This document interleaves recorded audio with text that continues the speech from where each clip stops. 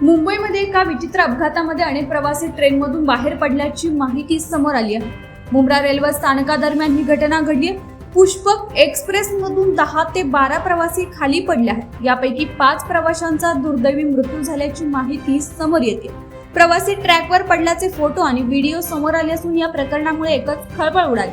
अपघात झाला तेव्हा मुंब्रा रेल्वे स्थानकात उपस्थित असलेल्या प्रत्यक्षदर्शींनी दिलेल्या माहितीनुसार डोंबिवलीहून मुंबईच्या दिशेने फास्ट ट्रॅकवरून जाणाऱ्या लोकल ट्रेनमधून हे प्रवासी खाली ट्रॅकवर पडले। हे सर्व प्रवासी फुटबोर्डवर उभे राहून दाराला लटकून प्रवास करत होते। त्यावेळी अचानक हे सर्वजण लोकल ट्रेनमधून खाली पडल्याचं प्रत्यक्षदर्शींनी सांगितले। दिवा रेल्वे स्थानकाजवळ 2 महिला प्रवासी पडल्याची अधिक माहिती मिळत असून नेमके कोणत्या डब्यातून आणि कोणत्या कारणाने हे प्रवासी खाली पडले याची माहिती समोर आलेली नाही।